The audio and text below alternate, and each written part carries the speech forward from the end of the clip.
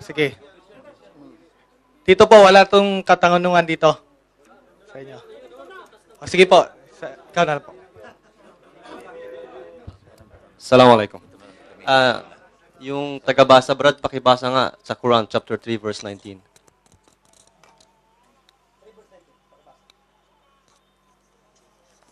Test.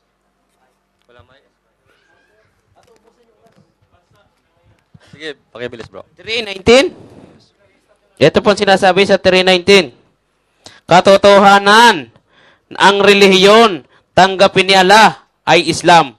Ang mga pinagkaloob ng kasulatan, mga Hudyo at Kristiyano ay hindi nagkakahidwa maliban lamang ng pagkaraang dumatal sa kanila ang kaalaman sa pamamagitan ng panaghili. Okay na ba? Okay na. So, sabi ng Allah dyan sa Quran, Inna ad-dina 'indallahi al-Islam. Yan ang hinahanap ng kapatid. Meron ba sa Biblia na nakalagay na ang relihiyon sa Diyos ay Seventh-day Adventist? Anyway, hindi ganyan ang tanong ko. Ang tanong ko, yung mga propeta, kapag sila yung nagdadasal, sila yung nagpapatira pa.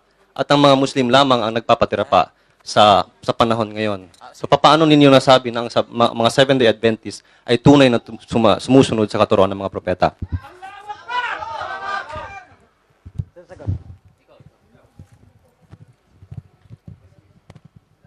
Bigyan muna kita ng historical background, ano? Para makita mo kung bakit kami Seventh-day Adventist. Noong unang panahon, kapatid, sa Pilipinas. Sandali, bibigyan muna kita ng history. Sumasagot ako eh. Kung anong sagot ko, yun ang pakinggan mo.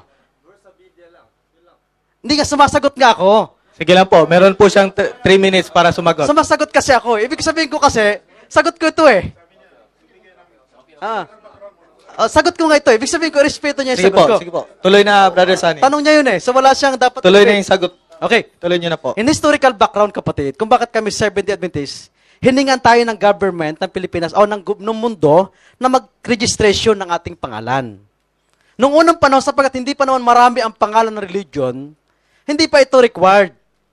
Parang ang tao noon, hindi pa required na magpa-register ng mga bata, kaya tinatawag sila kung anong pangalan na lang. So dumating ang panahon, dumami yung nagpapakilala sila yung grupo, kaya ito'y kailangan i-register sa SEC. At yun ang pangalan na tinatawag na Seventh-day Adventist.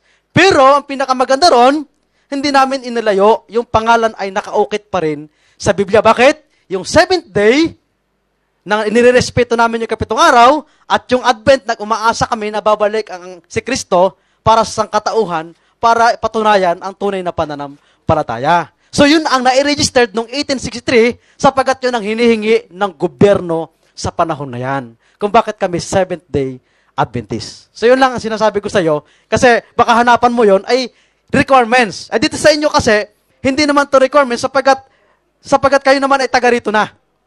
Ano? Kumbaga, ito na talaga ang religion dito at walang pupwedeng magtayo dito ng kanya at kung may magtatayo man dito magiging problema, pababawalan, hindi required yun. Kaya ito naging requirements tayo ng pangalan. Bakit? Sapagkat yun na requirement ng mundo na hinihingi nung panahon na yan para magpakilala ka kung sinong grupo ka na inaaniban. Pagkinanlan ng isang grupo sa lupang ito.